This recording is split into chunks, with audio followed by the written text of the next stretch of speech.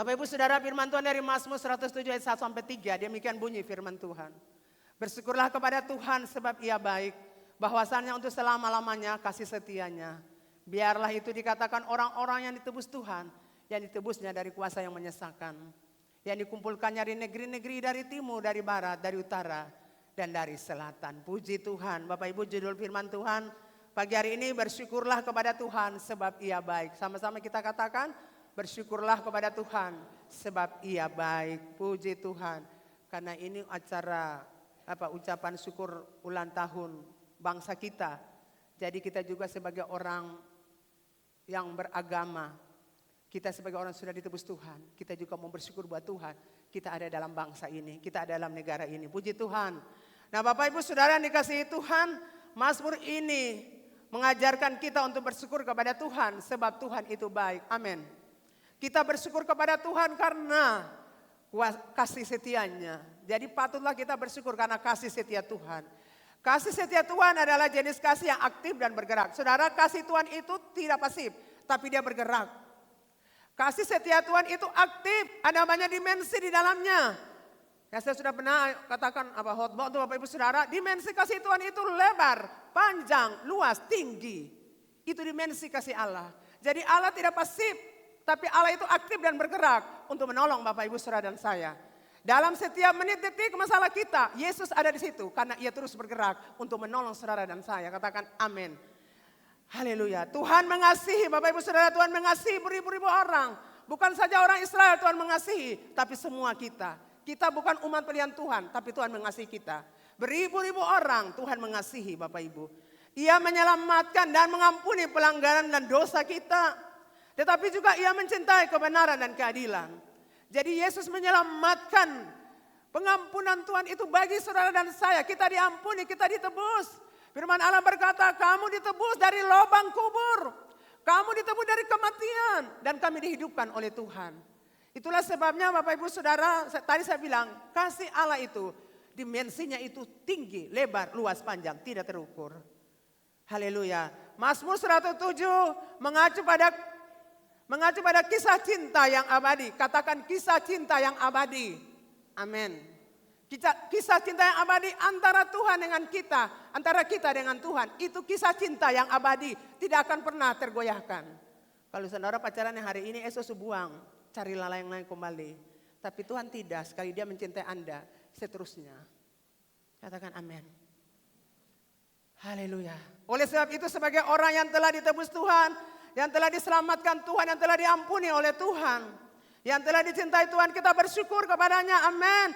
Katakan Tuhan Engkau baik. Bahwasannya untuk selama-lamanya kasih setianya. Inilah waktu bagi kita untuk mengakui Tuhan mengasihi saya. Tuhan mengasihi Anda. Bapak Ibu Saudara, ini waktunya Anda katakan buat Tuhan. Tuhan mengasihi saya. Tuhan mencintai saya. Amin. Kan kita susah bilang I love you Jesus. Kita susah sekali untuk bilang Tuhan, kita mencintai Tuhan. Karena kita punya banyak masalah, persoalan dan tidak ditolong Tuhan. Jadi kita bilang I love you Jesus itu susah. Bapak Ibu Saudara, Anda itu mencari cinta di tempat yang salah. Tetapi Tuhan menemukan Anda. Jalan-jalan hidup Anda itu salah. Anda berjalan dalam jalan-jalan tidak benar. Anda mencari cinta di tempat yang lain. Anda pikir cinta itu memuaskan Anda. Tapi Tuhan Allah menemukan Anda. Katakan wow. Tuhan menemukan saya dan saudara. Waktu kita hidup berdosa.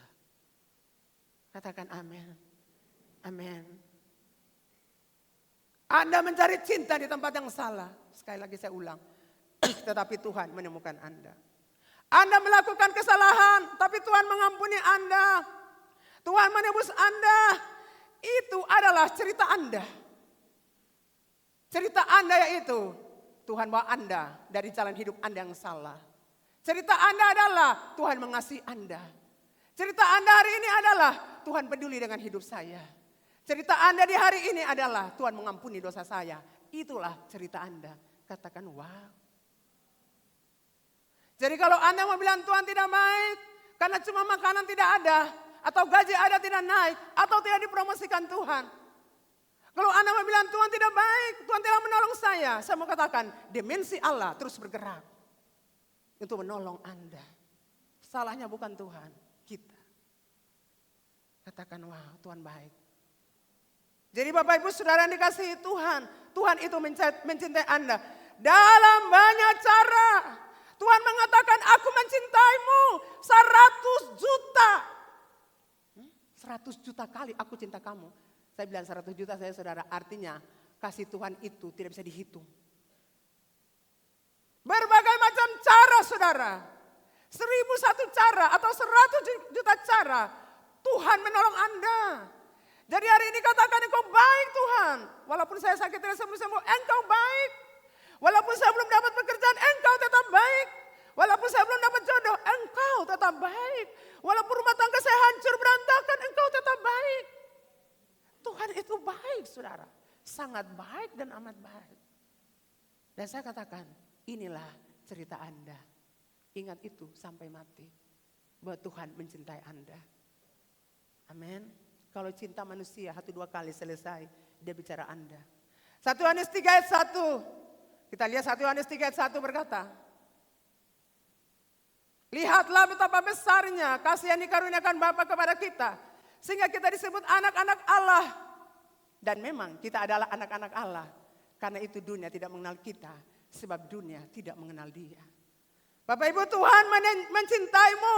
Dan karena ia mencintaimu, maka ia menjadikan engkau anaknya. Katakan, wow, saya anak Bapa. Katakan, saya anak Bapa. Saya anak Bapa. Itu berarti Anda dicintai Tuhan. Masalah adakah, persoalan kah? Hancurkah rumah tangga kah? Anak-anak belum bekerja. Tuhan tetap baik. Tuhan mencintai saya. Kalau Tuhan mencintai kita, itu sudah cukup bagi kita. Amin saudara. Suatu saat saya menyembah Tuhan, Tuhan bilang buat saya, Leni, kasih karuniaku cukup untuk kamu. Kalau orang tidak mencintai kamu, aku mencintai kamu dan itu sudah cukup untuk kamu. Saya bilang, I love you Jesus. Saya tidak perlu kasih manusia untuk cinta saya. Karena Bapa mengasihi saya, itu sudah cukup. Amin Bapak Ibu. Kita mau semua orang mencintai kita. Semua orang mengasihi kita. Itulah sebabnya kita kecewa dengan orang-orang. Kenapa sih saya tolong dia, dia tidak mencintai saya? Kenapa sih saya berkorban buat dia, dia tidak mengasihi saya? Kenapa sih saya berdoa buat dia, dia tidak peduli dengan saya? Tidak peduli. Anda mau peduli atau Anda mau datang, Anda mau bilang terima kasih atau apa? Tidak peduli bagi saya. Karena satu, Tuhan mengasihi saya. Saya bilang I love you Jesus. Tuhan mencintai saya, itu sudah cukup. Amin Bapak Ibu. Nah Bapak Ibu saudara yang dikasihi Tuhan. Maukah Anda katakan untuk Tuhan sekarang, Tuhan, beta sangat mencintai Tuhan. 1, 2, 3, Tuhan, beta sangat mencintai Tuhan. Lalu Anda juga katakan, Tuhan, terima kasih.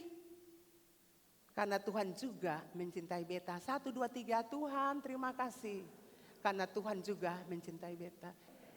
Kita tepuk tangan dulu buat Tuhan Yesus. Pacar Anda tidak mencintai Anda? No. Tidak perlu. Tidak. Saya tidak butuh cinta Anda. Yesus mencintai saya, sudah cukup bagi saya. Saudara, kalau Tuhan Yesus cinta kau tentu enaknya bukan main. Betul? Sama dengan saudara lagi pacaran. Toh? Untuk yang lagi pacaran. Guys dengar, Anda lagi pacaran. Halo Itu rasa. Guys, I love you. Nanti saudara punya dompet sudah habis, dia tinggal saudara. Gitu. Jadi perempuan-perempuan dengar, jangan biayai laki-laki yang seperti begitu. Kalau tiap jalan makan, nanti beta yang bayar. Laki-laki yang saya bayar, pindah dari dia. Karena nanti waktunya kau kawin, dia akan sembunyikan uang dari Anda. Dia harus bilang beta traktir. Itu kebiasaan, supaya masuk rumah tangga. Seperti itu dia kasih ATM buat Anda. Kalau dia tidak pernah membayar, sorry ya, masuk rumah tangga tidak akan pernah kasih ATM buat Anda. Jadi mulai berdoa sekarang, amin. Kalau laki-laki itu dia yang punya uang kikir, berdoa buat dia. Kalau bukan dari Tuhan pindah jauh. Nanti Tuhan bawa beta yang terbaik, amin. Amin guys.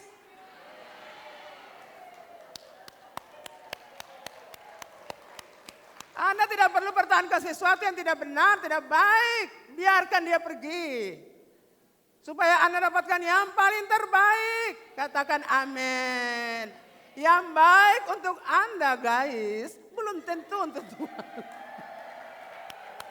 Haleluya, glory. Saya senang lihat saudara punya pakaian nih saudara. Dan saya sekali lagi ingat teman-teman saya di GKR-GKR yang lain, kalau saya lihat mereka juga seperti gini-gini. Saya bilang, kapan ya kita seperti begini ya? Tapi terima kasih untuk siapa yang buat acara ini, Pastor Lydia dan banyak. Teman saya di Pekanbaru selalu saya mereka buat itu. Saya bilang, kapan ya kita bisa pakai pakaian itu? Tapi tadi saya bilang, Tuhan harus ngomong. Karena nanti jemaat bilang betul pakai baju-baju adat. Jadi kita kasih tahu saudara, ini bukan baju adat, ini baju daerah. Katakan baju daerah. Baju daerah. Amin. Ya, teman saya di tempat-tempat lain juga begitu, pakai begini. Jadi kita buang pikiran itu, amin. Yang penting Anda dengar khotbah yang saya sampaikan, bukan pakaian ini. Ini bukan emas, saudara. Kalau emas saya jual. Ini juga saudara. Ini tadi juga putus, saudara. Saya bilang, kenapa dia putus? Apa Tuhan tidak izinkan saya pakai ini? Tapi puji Tuhan sudah jadi. Saya harap kita tidak berpikiran seperti itu ya, amin. Amin. Ini pakaian daerah. Sekali lagi, pakaian daerah. Bapak Ibu Saudara, dalam Mazmur 107 menggambarkan masa-masa yang memprihatinkan dalam sejarah Israel. Saya catat pertama. Ada orang-orang yang mengembara di padang belantara, ayat 4 dan 5. Ada orang-orang yang mengembara di padang belantara, jalan ke kota tempat kediaman orang tidak mereka temukan. Mereka lapar dan haus, jiwa mereka lemah lesu dalam diri mereka. Yang kedua, ada orang-orang yang duduk dalam gelap dan kelam, ayat 10 dan 12 dari firman Tuhan 107 tadi.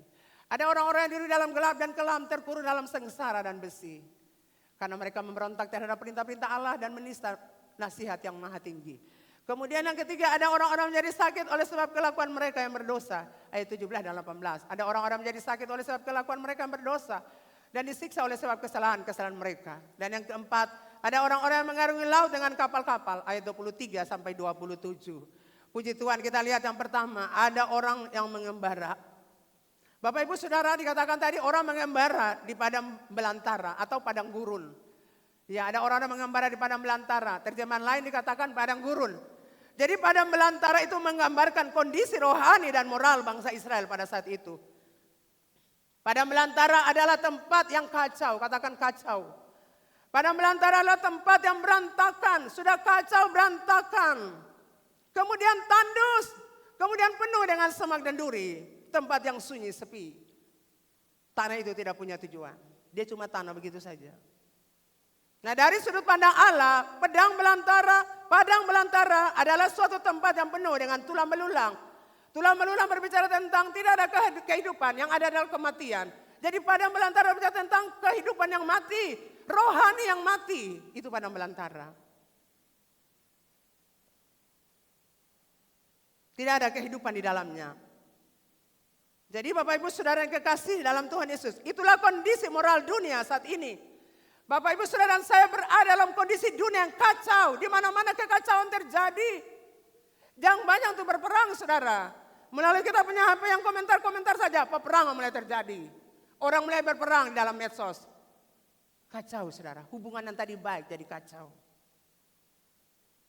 Betul Bapak Ibu? Berantakan. Kemudian padang gurun itu penuh semak duri. Penuh dengan banyak kesulitan, kecemasan dan kesesakan.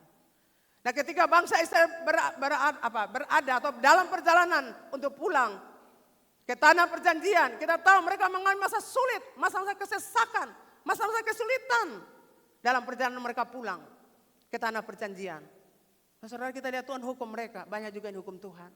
Itulah sebabnya dari umur 20 tahun ke bawah saja yang diselamatkan, yang bisa masuk, yang 20 tahun ke atas tidak boleh. Karena mereka banyak mengeluh, tidak ada air.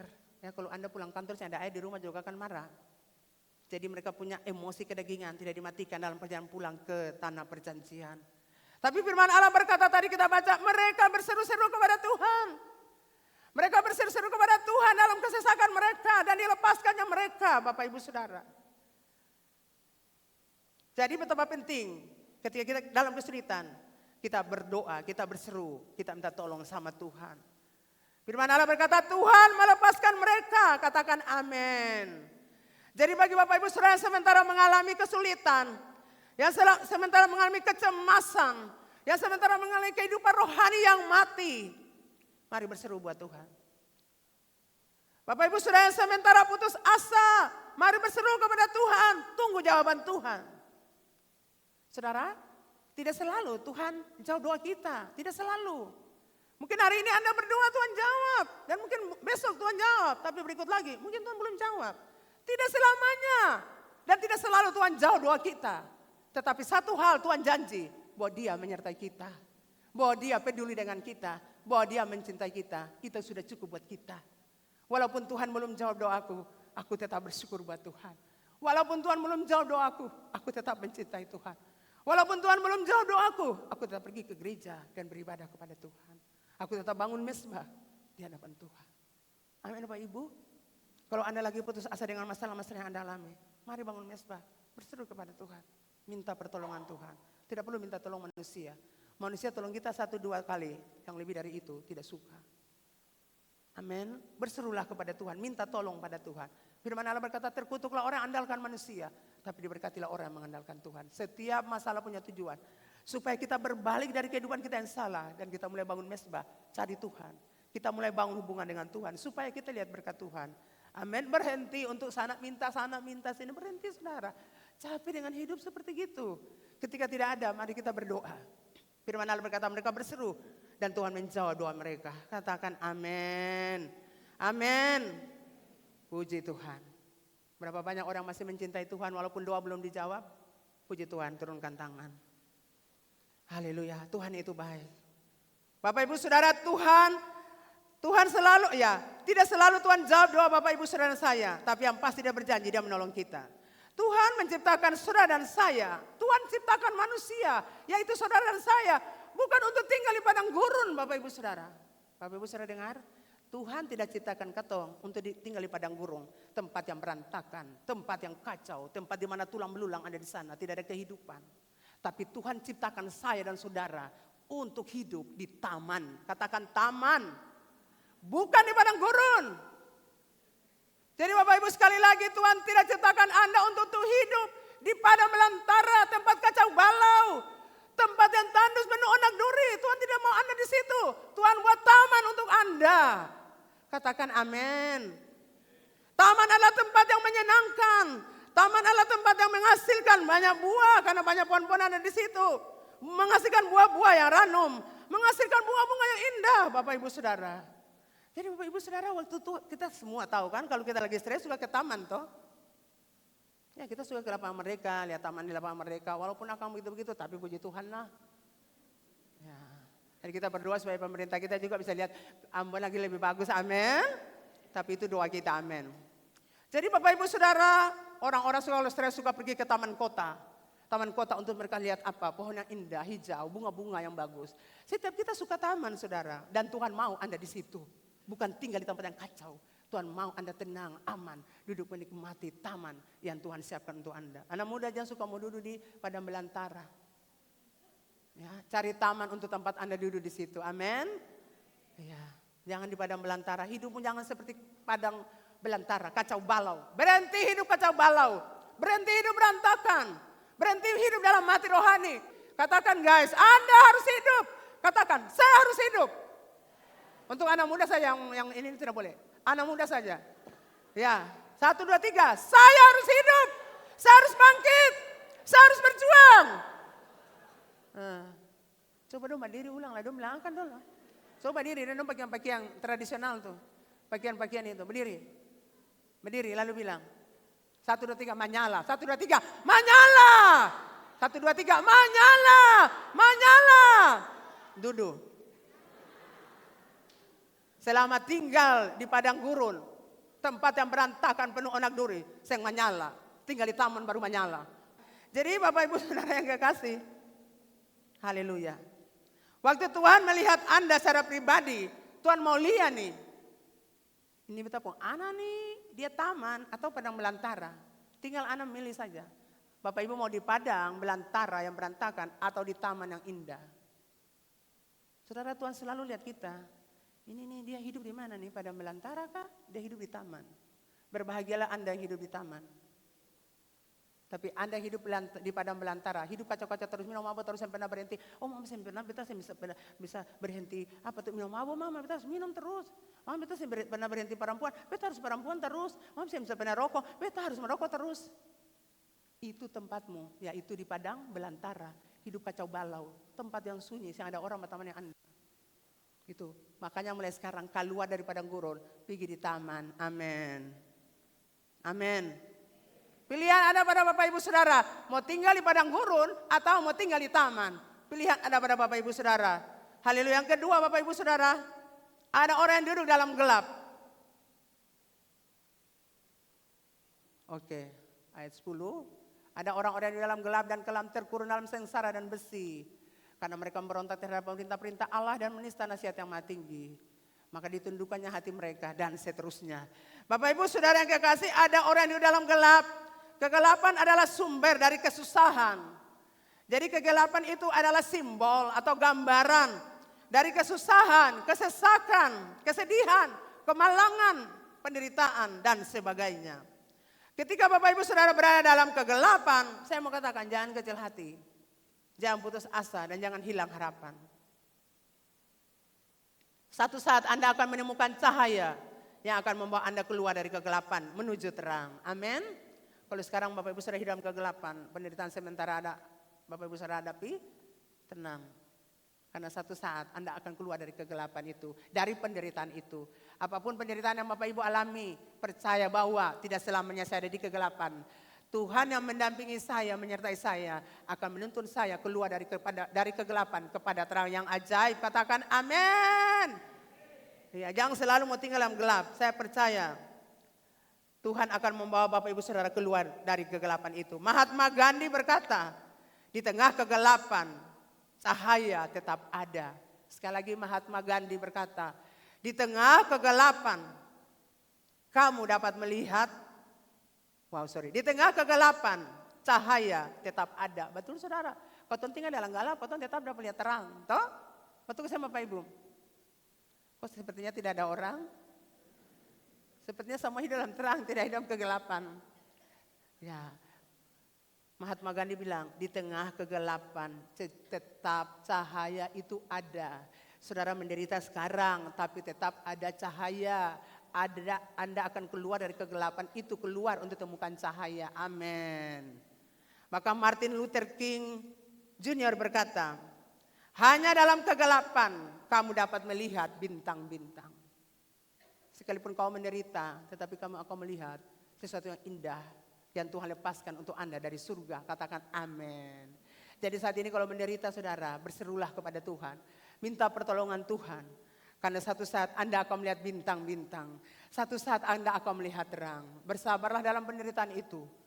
Dan satu saat engkau akan melihat terang dari Tuhan. Haleluya. Yang ketiga, ada orang menjadi sakit. Ya, ada orang menjadi sakit oleh sebab kelakuan mereka yang berdosa.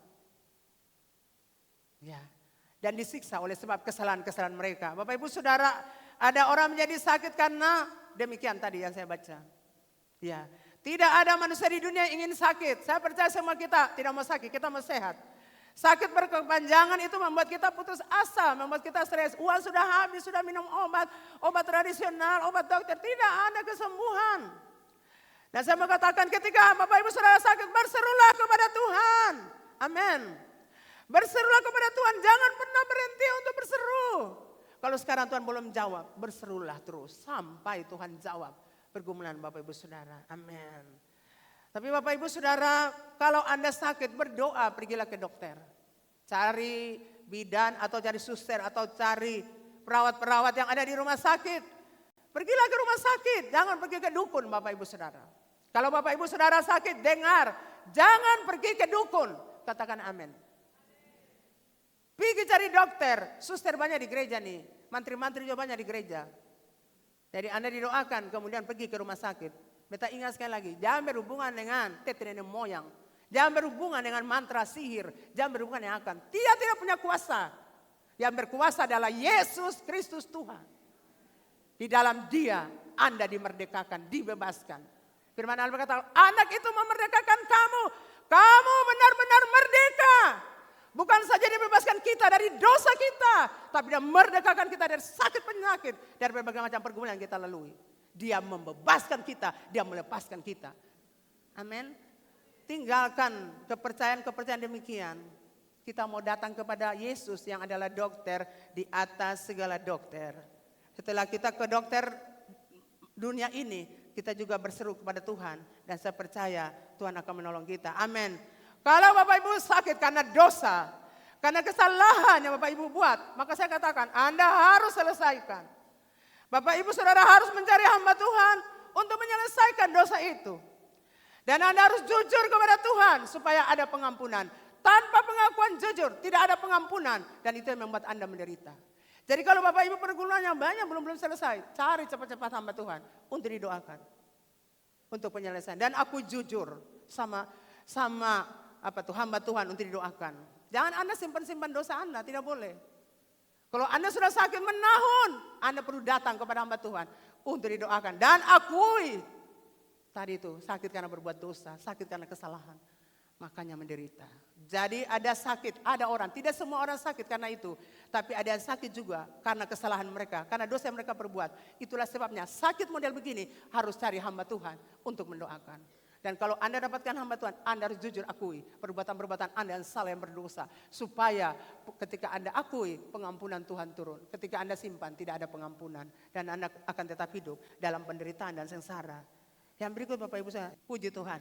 Yang keempat, ada orang yang mengarungi laut dengan kapal-kapal. Dan melakukan perdagangan di laut luas. Mereka melihat pekerjaan-pekerjaan Tuhan, perbuatan-perbuatan ajaib. Dan selanjutnya, Bapak Ibu sudah dikasih Tuhan berada di laut lepas, ada kalanya tidak dapat diprediksi oleh pelaut.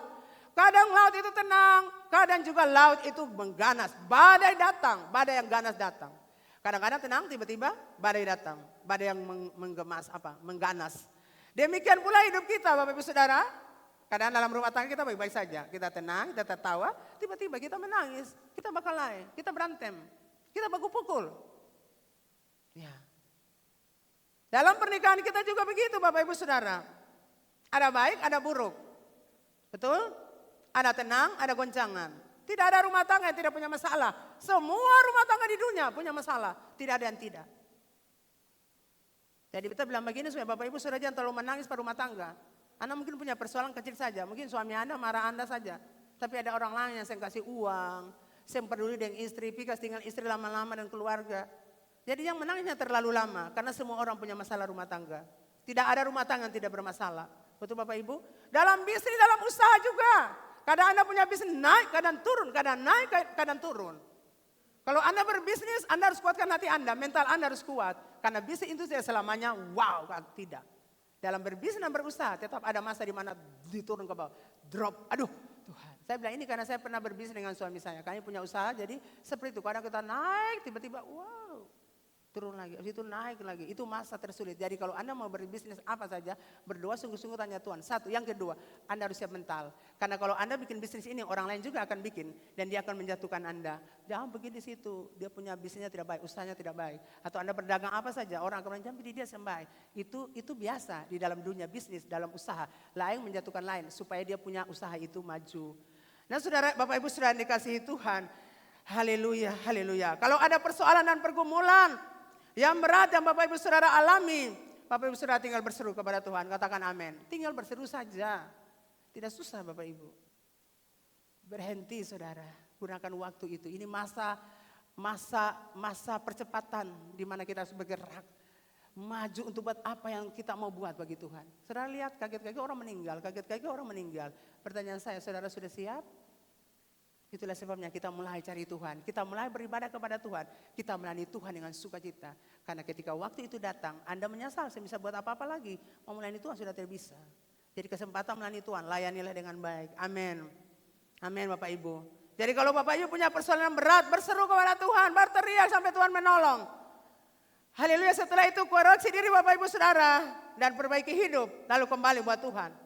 Karena Tuhan selalu merancang yang terbaik untuk hidup kita. Tidak sekedar kita berdoa berseru, tapi koreksi hidup kita. Sampai sejauh mana hidup saya di hadapan Tuhan.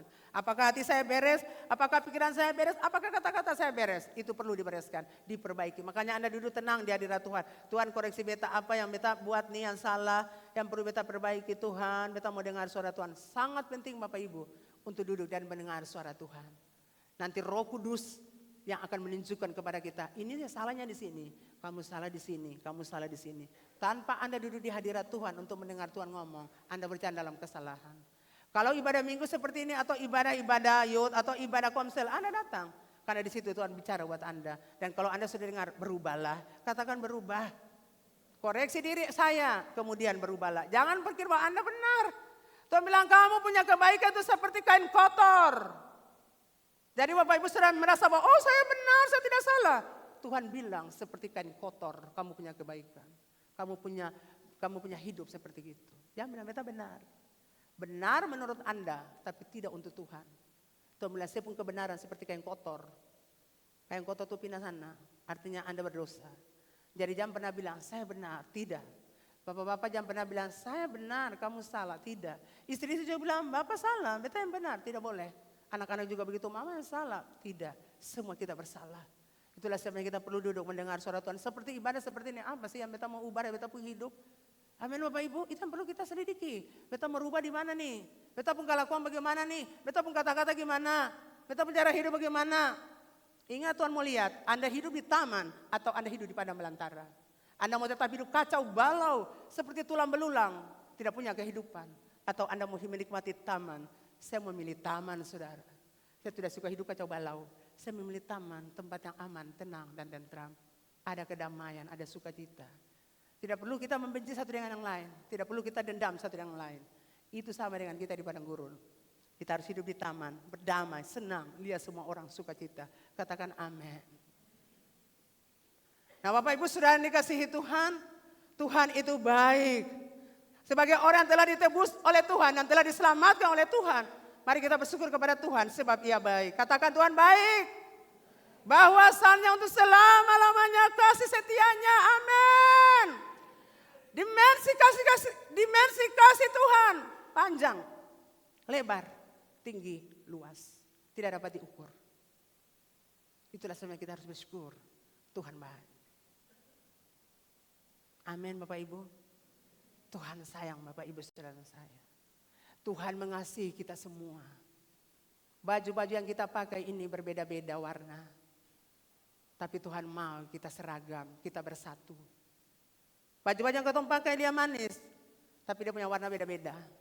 Sekalipun beda, kita tetap satu. Kita datang dari keluarga yang berbeda-beda.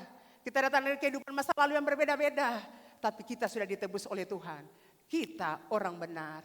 Kita anak Bapa. Kita dikasihi Bapa. Sehingga tidak perlu ada dendam, kebencian, sakit hati, iri hati, pahit hati. Saling menyakiti dan saling melukai. Tuhan mau membuat sesuatu yang baru untuk gereja kita. Ini musim baru bagi gereja kita. Musim di mana promosi ada, berkat-berkat ada. Musim di mana Tuhan gereja ini ke level yang lebih tinggi lagi. Amin. Katakan amin Bapak Ibu Saudara. Musim baru, promosi baru, berkat baru. Pintu-pintu berkat sudah terbuka untuk kita. Pintu penuhan jiwa-jiwa. Pintu berkat, semua pintu sudah terbuka bagi kita. Sebab itu mari Bapak Ibu Saudara, kasihilah Tuhan Allahmu. Mengasihi Tuhan, mencintainya. Masalah boleh ada, Yesus tetap aku cintai. Uang boleh yang ada, Yesus tetap beta cintai. Masalah rumah tanggaku belum beres, aku tetap mencintai Tuhan. I love you Jesus, aku tetap mencintaimu. Haleluya. Sebagai warga negara Republik Indonesia yang baik, maka patutlah kita bersyukur kepada Tuhan atas kasih karunia Tuhan bagi bangsa kita. Betul Bapak Ibu? Jadi hari ini juga kita bersyukur, kemarin kita baru ulang tahun. Coba kalau orang bersyukur itu senyum dulu, senyum kiri kanan. Wow, bilang selamat ulang tahun. Republik Indonesia, selamat. Di atas juga tolong kasih selamat. Dirgahayu Republik Indonesia. Yang sebelah sini Anda orang Indonesia atau orang mana? Supaya Anda gairah, wow itu ulang tahun tuh. Hah? Masa Anda punya ulang tahun senyum, gereja punya ulang tahun senyum. Anda punya ulang tahun di bangsa ini Anda tidak senyum. Itu katakan puji Tuhan saya ada di bangsa ini. Amin. Haleluya. Kasih setia Tuhan tak habis-habisnya untuk bangsa Indonesia. Amin. Banyak kemajuan dan perubahan telah terjadi dalam bangsa kita. Betul? Baik dari segi politik, ekonomi, pendidikan, militer dan sebagainya. Terjadi perubahan yang besar. Bahkan tahun ini Indonesia merayakan HUT-nya yang ke berapa tuh? 79-nya. 79. Bagaimana Bapak? Iya. Sudah lupa bilang Papi lagi ya, Papi Sumeru. Kepala bidang. Kabit, ya 79. Saudara lihat, tahun ini Presiden kita membawa semua pasukannya untuk ada di IKN. Saudara, saya terharu.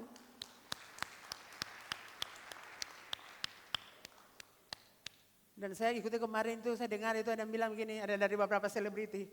Kami waktu masuk di IKN, seperti kami ada di satu tempat yang sangat berbeda. Saudara, orang-orang yang bilang begini, nih orang-orang sudah pergi di luar negeri sana, Amerika, Eropa, dia sudah kunjungin. Dia sudah kunjungi, ya luar negeri namanya orang uang banyak. Sudah kunjungi akan tiap kapan mau pisah ya kan uang banyak. Tapi waktu mereka masuk di IKN, mereka berkata, mereka seperti ada di dunia yang lain. Tapi tahu kok saudara, begitu banyak pengorbanan yang presiden, tetapi banyak penghinaan yang beliau dapatkan. Semua orang berdatang dan kagum untuk tempat itu. Selebriti-selebriti datang dan kagum tempat itu. Wow, luar biasa. Wow. Tapi betapa banyak penghinaan yang dilontarkan untuk Jokowi. Waktu bendera pusaka dibawa masuk, naik pesawat. Saudara bayangkan betapa hancurnya orang-orang yang menyaksikan itu. Tapi itu harus terjadi karena Jokowi buat terobosan untuk hal itu. Apapun yang pemerintah buat. Saudara ingat kita orang gereja, kita berdiri di tengah. Kita tidak boleh menjatuhkan siapapun, pemerintah siapapun, tidak boleh. Kita ada di tengah. Kenapa kita di tengah? Supaya kita berdoa dan bersyafaat untuk bangsa kita. Saya bilang Tuhan luar biasa tempat itu. Teman kami yang ada di Balikpapan tidak bisa datang ke tempat itu karena jam 3 pagi sudah harus berangkat. Jadi beliau upacaranya di Balikpapan. Jauh sekali tempat itu. Jam 3 pagi harus pergi untuk ikut upacara pagi. Wow, saudara, saya bilang saya kagum saudara dengan Indonesia. Saudara, kita hidup di Indonesia, kita bebas beragama. Kita mau ibadah kapan saja, kita bebas. Walaupun ada gereja-gereja dibakar, walaupun ada gereja-gereja ditutup, tapi kita bersyukur. Itu belum menimpa kita di kota Ambon. Kita bersyukur untuk Tuhan. Kita ada di bangsa ini. Tahukah saudara, bangsa ini tenang, aman, tentram. Terlepas dari berbagai macam kesulitan yang ada yang dihadapi oleh pemerintah. Kita sangat bersyukur. Bersyukur juga ada di kota Ambon, saudara. Amin. Apapun kepala daerah buat, kita bersyukur saja buat Tuhan. Kita tidak bilang dia harus begini, dia harus begini. Tidak perlu. Kita tidak boleh komentar yang demikian. Tugas kita berdoa untuk gubernur, untuk wali kota. Yang akan datang adalah pilkada. Kita tidak perlu, dia ini lebih baik, dia ini. Saya harap Anda tidak perlu begitu ya, amin. Anda mulai duduk pada Tuhan, kita mau pilih siapa nih? Menurut Tuhan, kita mau pilih siapa? Supaya akan tidak jadi masalah dalam gereja. Gereja tempat kita datang untuk berdoa. Minta petunjuk Tuhan, mohon pertolongan Tuhan. Bukan datang untuk bikin kacau. Oh kita mau om sini, pilih dia juga. Oh kita saudara sini. Oh kita saudara. Jangan bikin gereja seperti itu saudara. Amin. Kita mulai berdoa. Siapa Tuhan dan Tuhan mau angkat jadi pemimpin di kota ini? Tuhan angkat dia lewat Tuhan punya cara. Kalau dia sudah terpilih, puji Tuhan, katakan amin. Tidak boleh ini karena uang, ini karena jangan lagi saudara punya hak. Tidak di situ. Kita campuri urusan orang, urusan yang bukan urusan kita. Gitu.